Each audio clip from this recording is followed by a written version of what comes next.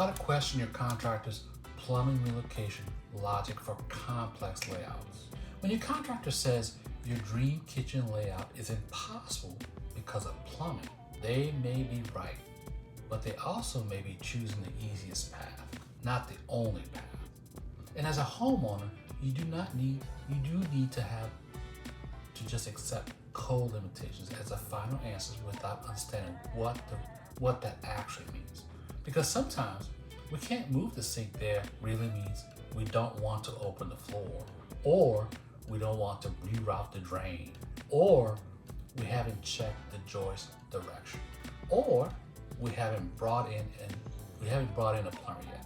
So in this video, we're going to talk about how to question your contractor's plumbing relocation logic with confidence, without pretending you are a plumber, inspector, or structural engineer. We'll break down the key things to ask about drain paths, stack offsets, joist direction, venting, slope, and structural limits before you let one vague answer kill your kitchen layout. Hi, I'm Andre DeSanta, developer and owner of Kitchen Planet.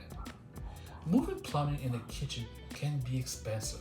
Sometimes it is truly impractical. Sometimes it triggers code issues. Sometimes it requires licensed plumber, structural review, permits, or a completely different design approach. But here's the problem.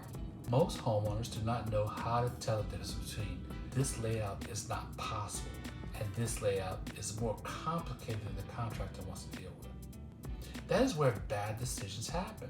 A homeowner hears that won't work because of plumbing, and they immediately abandon the layout they actually want. But the smart response is not to argue. The smart response is to ask better technical questions. You're not trying to tell a contractor how to do their job. You're trying to understand the logic behind the answer. Because if the plumbing is truly the limitation, the contractor should be able to explain why. Before we go any further, this is not a plumbing, engineering, or code advice for your specific house. Every homeowner is different. Local code matters, permit matters, license, trades matter, structural conditions matter. You should never cut joists, reroute plumbing, move gas lines, or change drain and vent systems based on a YouTube video. The goal here is simple. You want to ask more informed questions so you can understand the trade-offs before you give up on a layout when a contractor says, we can't move the sink there. Your first question should be, what specific is blocking that relocation? Not emotionally, not defensively, just calmly. Because plumbing is too broad. You need to know which part of the plumbing is the problem. Is it the drain path? Is it the venting? Is it the location of the main stack? Is it joist direction? Is it slab foundation? Is it access from below? Is it a cabinet layout? Is it the dishwasher or disposal connection? Is the distance to the existing drain? Is it the cost, not the feasibility? Those are very different problems. A good contractor or plumber should be able to explain the specific constraints.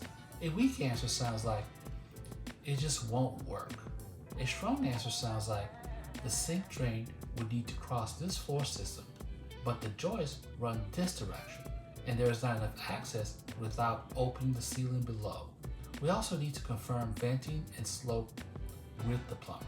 That is a real answer. It does not automatically mean the layout is impossible, but it gives you something specific to evaluate. The next question is, where is the existing plumbing stack or main drain connection? And how would the new drain reach it? This matters because plumbing is not just about where the kitchen looks good on the floor plate. The sink needs a real drain path. If you move the kitchen sink from one wall to an island, or from one side of the kitchen to another, the drain has to get from the new location back to an appropriate connection point. That route may need to go through a floor system, wall cabinet, basement, ceiling, crawl space, or slab. And that is where the complexity shows up. So ask the contractor to walk you through the path. Not just, can we move the sink? But if we move it here, where does the drain go? What has to be open? Does it cross joists? Does it need a new venting approach? Does this require a licensed plumber to verify? If they cannot explain the route, they may not have actually evaluated the relocation. They may just be assuming it's too hard. This is one of the most important questions for complex kitchen layouts. Ask, which direction do the floor joists run? And how does that affect the plumbing path? This matters because drains usually need a path through the structure, and directions of the joist can make a plumbing relocation easier or much harder. If the drain can run parallel with the joist, that may be simpler. If the drain needs to cross multiple joists, that can become more complicated. And this is where homeowners need to be very careful. You do not want anyone casually drilling, or notching structural members without understanding what is allowed and what is safe. There are rules for what cannot, and be cut. Engineered joists have manufacturer requirements. Older homes may have framing conditions that need review. Sometimes a structural engineer may need to be involved. So the question is not, can we just cut through the joists? The question is, how does the framing direction affect the plumbing? And who is verifying that structure can safely support the plan? That is a much better question. Drain lines depend on gravity. So another important question is, how will proper slope be maintained from the fixture location to the drain connection? You do not need to calculate this yourself, but the contractor or plumber should be able to explain whether the drain has enough room to slope properly along the proposed route. This is especially important when moving a sink farther away from its current location, because the farther the drain travels, the more vertical space it may need to maintain proper slope. And if there is not enough room inside the floor system, wall cavity, ceiling, or slab, the layout may require another solution. The red flag answer is, we'll make it work. A better answer is, we need a plumber to verify the route, slope, connection point, and venting before we finalize a sink location. It does not mean the layout is dead. It means that the layout needs verification before cabinets and countertops are locked in. A drain is not the only issue. Venting matters too. So ask, how will the relocated sink or fixture be vented? This is where a lot of layouts get oversimplified. Homeowners often think, if the water can drain, we're fine. But plumbing systems also need proper venting. When you move a sink, especially to an island or a location far from the original wall, venting can become more complicated, depending on the project and local code. The solution may involve a specific venting approach that must be approved and installed correctly. So you do not need to know the exact answer, but you should listen for whether they have considered it. A weak answer is, we don't need to worry about that. A stronger answer is, the plumber needs to verify the venting method for this new location, and make sure it complies with local code. That's the kind of response you want. It tells you they are not treating the plumbing as an afterthought. This is the question that can save your layout. Is this actually impossible, or is it possible but more expensive? Those are two very different things.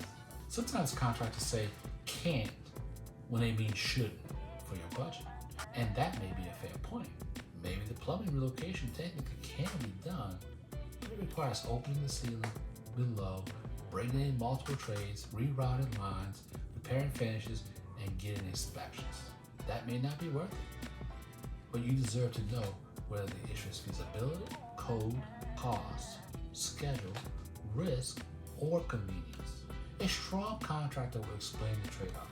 Yes, you may be able to move it there, but here's what it would involve. Here's what we need to verify. Here's the likely cost impact. Here's the risk. Here's a simpler alternative. That gives you decision power. You may still decide not to move the plumbing, but now you're making an informed decision, not just react. No. If the exact plumbing relocation is difficult, your next question should be, what alternatives keep the design goal? This shifts the conversation from a yes or no to the problem solving. Maybe the sink cannot move exactly where you want it. Could it be moved halfway? Could the island change shape? Could the dishwasher stay closer to the original wall? Could the range move instead of the sink? Could the layout preserve the same workflow with less plumbing relocation? Could a peninsula work better than an island? Could the cabinet plan be adjusted? Could the design goal be achieved without forcing the most expensive plumbing move? This is where a good contractor, designer, or planner earns their value. They do not just say no. They help you understand what are we trying to achieve and what is the smartest way to get there. Here are the red flags to listen for. Red flag number 1, they cannot explain actual plumbing construction. If they keep saying code, but cannot explain what code they mean, ask for clarification. Red flag number 2, they dismiss the layout without involving a plumber. If a sink, dishwasher, gas range, or major fixture is moving, the licensed trade should be part of the verification. Red flag number 3, they ignore joist direction. If a joint has to move to a frame floor, the structure matters. Red flag number 4, they say they will figure it out after the demo. Sometimes demo reveals hidden conditions, but that should not be the entire plan. Red flag number 5, they give you only one option. A good contractor should be able to explain alternatives, trade-offs, and what needs to be verified. Here's what you want to hear. Not necessarily these exact words, but this is the kind of thinking. We need to verify the existing stack location, the drain path, the floor frame and direction, slope, venting, and access. Moving the sink there may be possible, but it can require opening the floor or ceiling, coordinating with a licensed plumber, and checking structural limitations. Let's confirm those constraints before locking the cabinet layout. That is a professional answer. It does not overpromise. It does not kill the design without explanation. It gives you the next step. That is what you're looking for. Before you start challenging plumbing logic, you just know where your plan stands. Do you know your measurements? Do you know whether your layout is changing? Have you chosen the cabinet direction?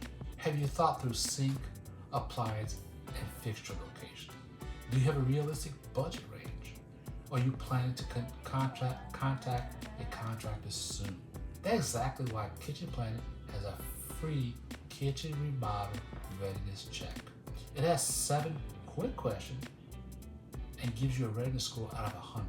You'll see what decisions may still need to clarify before you start calling contractors, buy materials, or locking in the layout. It's not a replacement for a licensed plumber, contractor, inspector, or structural engineer. It's a planning tool to help you ask better questions before expensive decisions begin. Do not let one vague plumbing answer kill your entire design. But also, do not assume every dream layout is simple or affordable.